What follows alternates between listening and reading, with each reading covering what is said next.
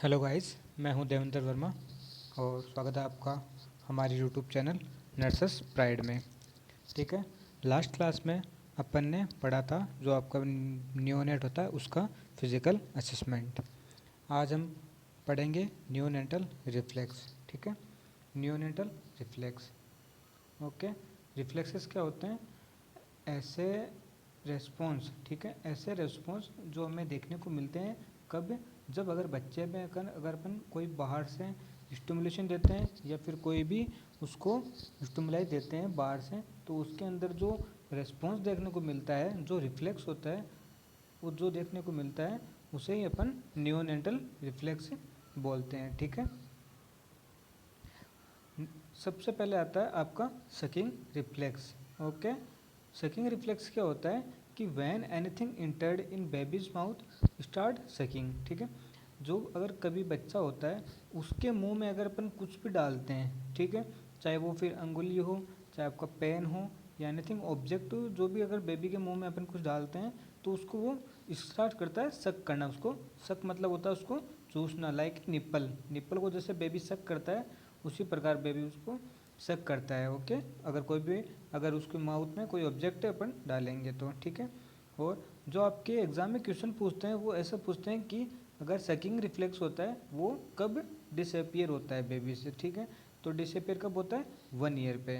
ठीक है, ऐसे क्वेश्चन आपके एग्ज़ाम में पूछा जाता है, तो ध्यान दें कि सकिंग रिफ्लेक्स होता क्या है, प्लस उस जो आपका रिफ्लेक्स है वो डिसअपियर कब होगा। ठीक है, नेक्स्ट है आपका स्वेलोइंग रिफ्लेक्स। स्वेलोइंग मतलब क्या होता है? निगलना। ठीक है, अगर बच्चे के माउथ में कुछ भी अगर अपन रखते हैं फूड पार्टिकल्स हैं तो वो बच्चा उसको निगलना स्टार्ट कर देगा। ठीक है, स्वेलो। और इसकी जो डिसअपियर टाइम है वो नेवर, मतलब ये कभी डिसअपियर नहीं होता है। अगर बच्चे का आप मुंह में कोई चीज़ रखोगे तो वो उसको हमेशा निकलेगा, चाहे वो फिर बड़ा हो चाहे बूढ़ा हो। ठीक है, अगर कुछ भी माउथ में रखेंगे तो उसको स्वेलो करेगा। ठीक है, निगल लेगा। तो ये एक रिफ्लेक्स है जिसको अपन बोलते हैं स्वेलोइंग रिफ्लेक्स। ओके,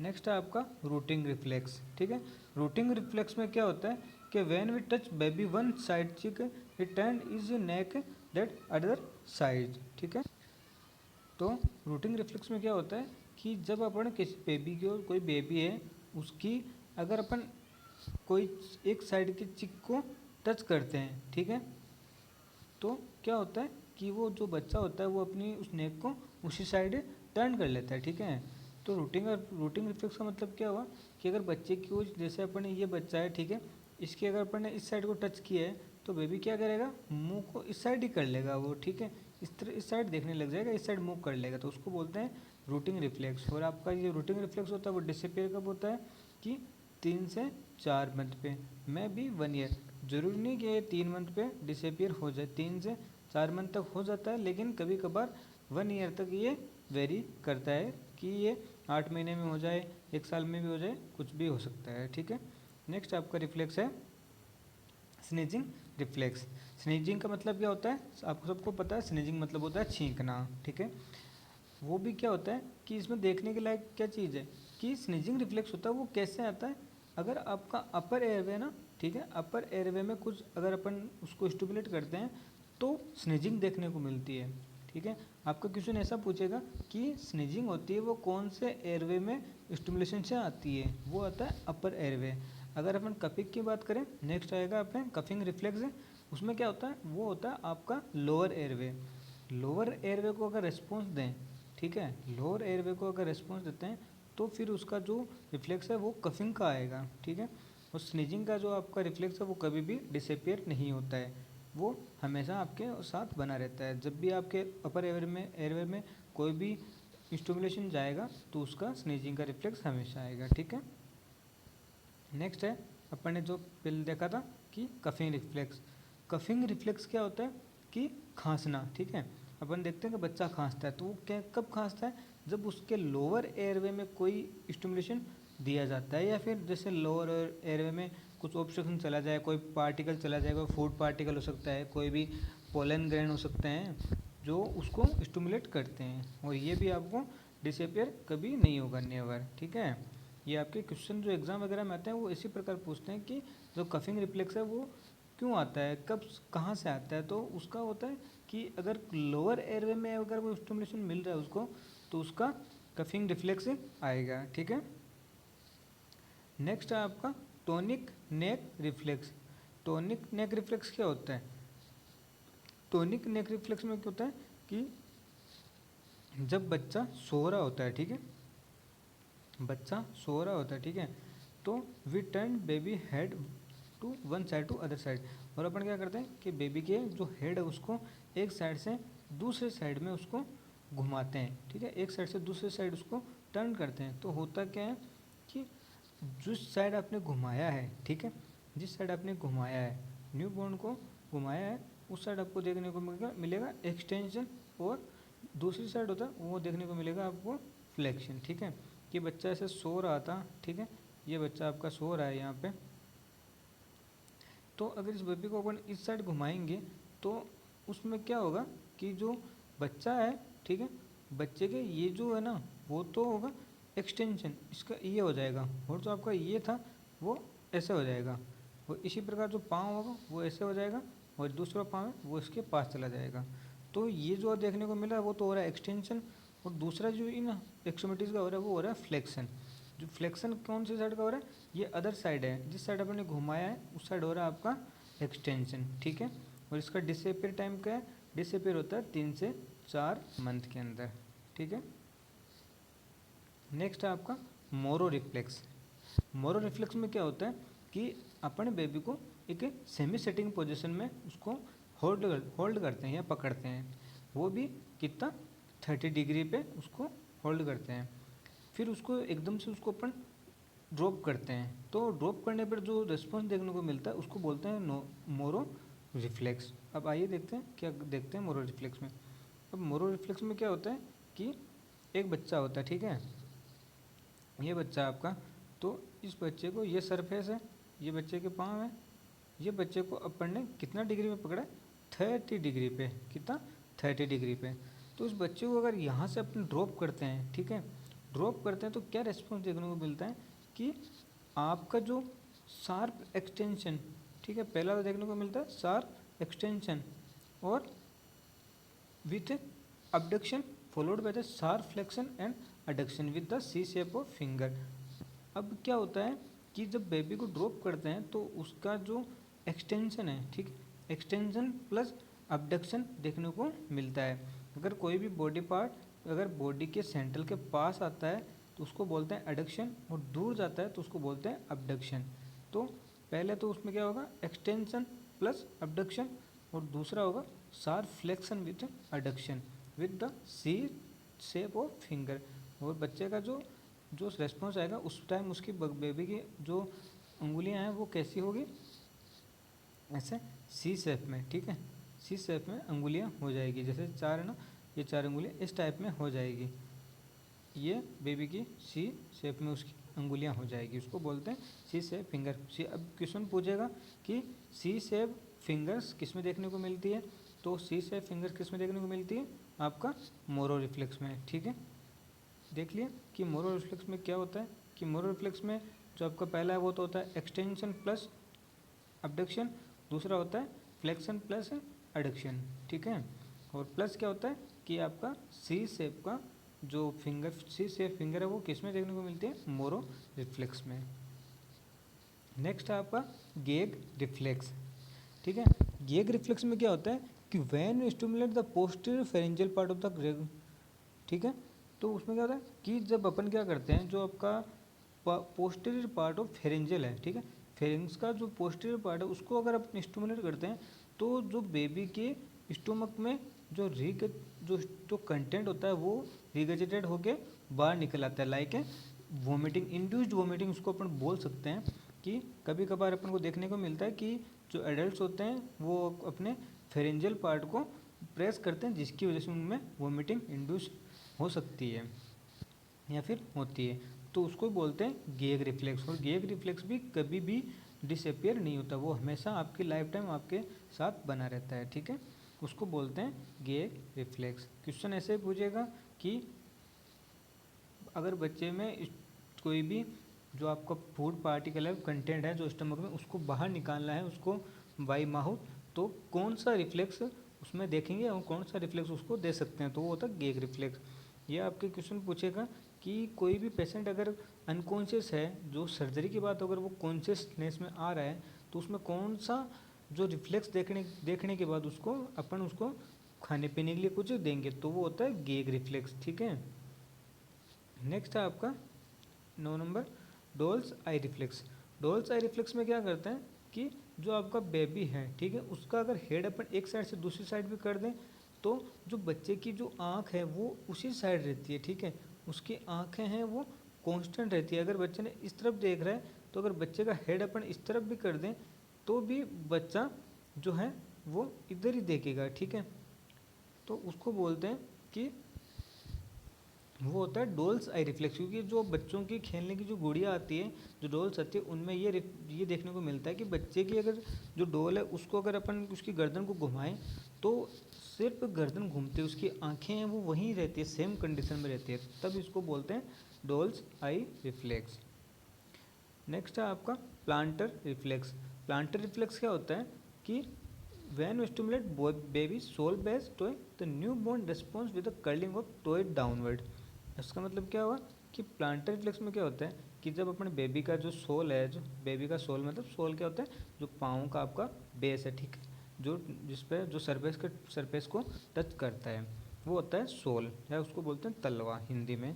तो उसके अगर अपन कोई भी उसको स्टिमुलेट करते हैं, तो जो बेबी की अंगुलियां हैं वो डाउनवर्ड कर्लिंग होती है। डाउनवर्ड मतलब क्या, जैसे ये पाँव आपका, ठीक है, ये अंगुलियां, तो ये अंगुलियां आपकी नीचे की ओर डाउनवर्ड होगी।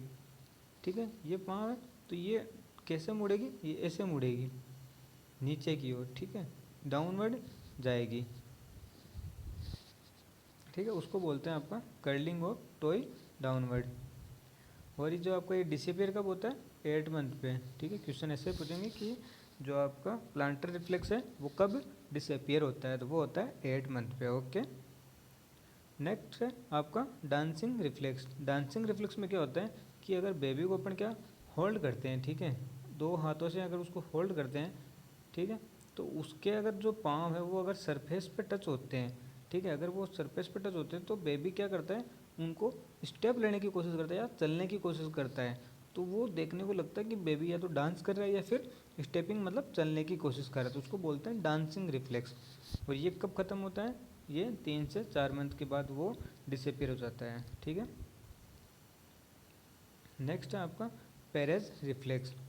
पेरेज रिफ्लेक्स में क्या करते हैं कि बच्चे को अपन ने प्रोन पोजीशन दी, मतलब प्रोन पोजीशन क्या होती है, उल्टा लेटना। ठीक है, बच्चे की पीठ ऊपर होगी, ठीक है, और बच्चे का जो हाथ है वो नीचे होंगे। ठीक है, तो बच्चे की जो रीढ़ की हड्डी है वहाँ पे अपन क्या करते हैं कि अपना जो थंब होता है उससे अपन सर्वाइकल से सैक्रल, और सैक्रल से वापस सर्वाइकल से उसको डिप्रेस करते हुए आगे बढ़ते हैं। ठीक है, तो ये क्या दिखाता है कि अगर बच्चा क्राइंग करता है इस कंडीशन में, नॉर्मली बच्चा क्राई नहीं करता है, अगर करता है तो मे भी उसकी जो उसमें कोई अबनॉर्मलिटी है उसको वो इंडिकेट कर सकता है। और कौन सी अबनॉर्मलिटी, वो होती है लॉर्डोसिस। ठीक है, लॉर्डोसिस को अपन आगे डिस्कस करेंगे नेक्स्ट जब डिजीज पोर्शन पढ़ेंगे उसके अंदर। ये भी आपका जो डिसअपियर टाइम है वो है 3 से 4 month, 3 to 4 month. Okay, next है आपका पामर रिफ्लेक्स। पामर रिफ्लेक्स में कुछ इतना खास नहीं है, पामर रिफ्लेक्स में इतना ही है कि जब बच्चे को कुछ अपन हाथ में उसको देते हैं या वो ऑब्जेक्ट देते हैं, तो बच्चा उसको ग्रैप्स करता है, उसको पकड़ने की कोशिश करता है। ठीक है, और इसमें इम्पोर्टेंट चीज़ ये है कि बच्चा ग्रैप्स किस से करता है। बच्चा हमेशा ग्रैप्स होता है वो स्टार्टिंग में अंगुलियों से ग्रैप्स करना सीखता है, ना कि अंगूठे से। जैसा अपन नॉर्मली अपन किसी चीज़ को पकड़ते हैं तो अंगूठा भी यूज़ में लेते हैं, लेकिन उसमें अंगूठा यूज़ में नहीं लेते हैं, सिर्फ बच्चा अपनी अंगुलियों से पकड़ता है। ये क्वेश्चन एग्जाम में काफ़ी बार आ चुका है आपके, फिर भी आप ध्यान दें उस पर कि बच्चा जो होता है वो ग्रेप्स करता है वो फिंगर से करता है। ओके, फिंगर से ग्रेप्स करता है, हमेशा फिंगर से पकड़ने की कोशिश करता है, ना कि आपके अंगूठे से। ओके, और ये भी 4 मंथ के बाद डिसअपियर हो जाता है। नेक्स्ट है आपका गैलेंट रिफ्लेक्स। गैलेंट रिफ्लेक्स में क्या होता है कि अगर अपन क्या करते हैं लेटरल स्पाइन को स्टिमुलेट करते हैं, तो जो उसमें देखने को क्या मिलता है, लेटरल फ्लेक्शन ऑफ स्पाइन। ठीक है, अगर ये स्पाइन है ठीक है।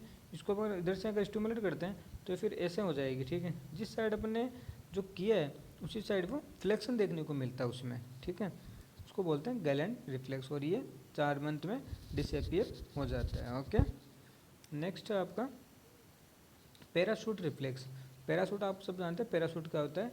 जब अपन ऊपर कभी कभार ऊपर से जो हवाई जहाज़ होते हैं, एरोप्लेन्स वगैरह होते हैं, उनमें से कोई स्काई डाइविंग करता है तो वो पैराशूट यूज़ में लेते हैं, ठीक है। पैराशूट जो खुल जाता है जिससे कि अपन गिरते नहीं हैं, ठीक है। पैराशूट का मतलब क्या हुआ कि जब क्या करते हैं अपन कभी कभार बच्चों को अपन हवा में फेंकते हैं ऊपर की ओर, तो जब बच्चा वापस आता है हवा से नीचे की ओर तो बच्चा क्या करता है, बच्चे के जो पाँव हैं वो और उसका जो हाथ है वो ऐसे फैल जाते हैं, ठीक है।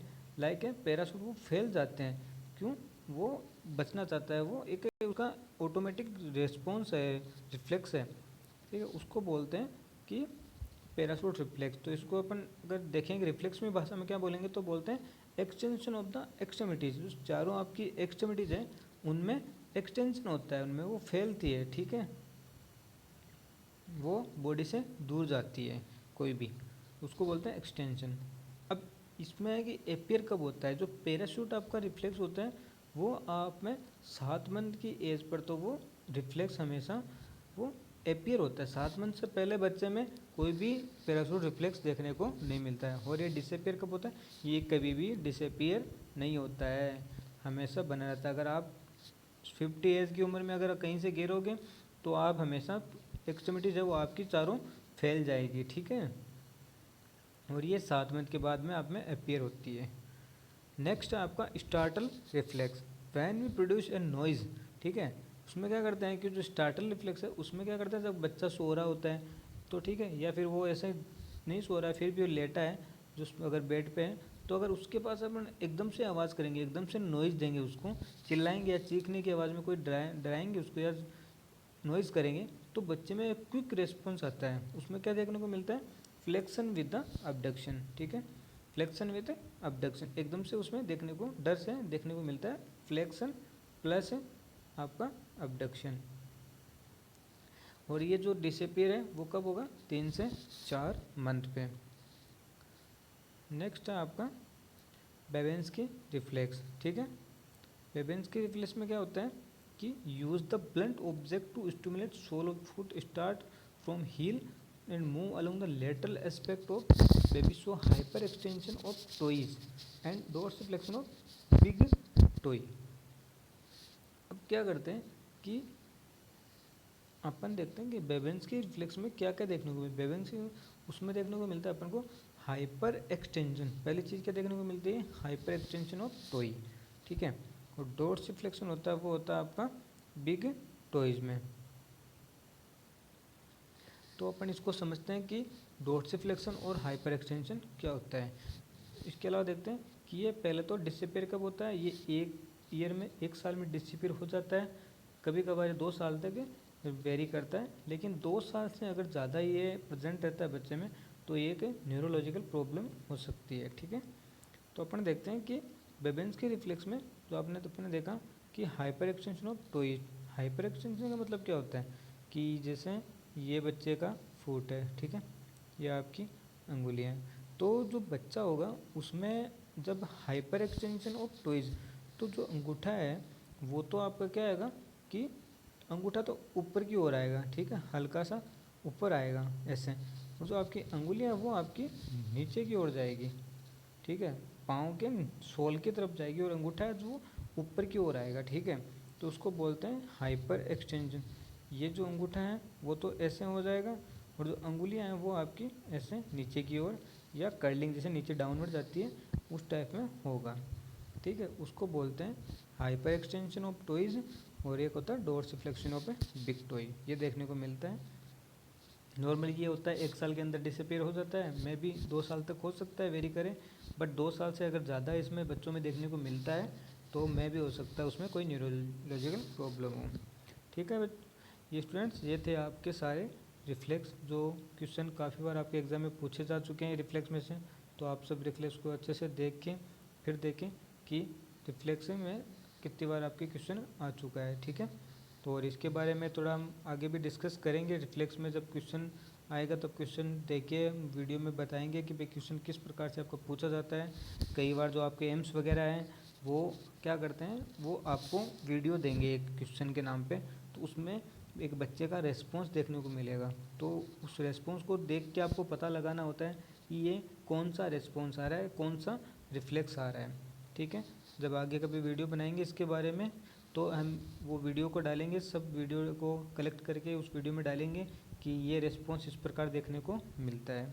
ठीक है, अगर वीडियो अच्छा लगा हो तो ज़रूर शेयर करें और भी लाइक करें। Okay students, bye.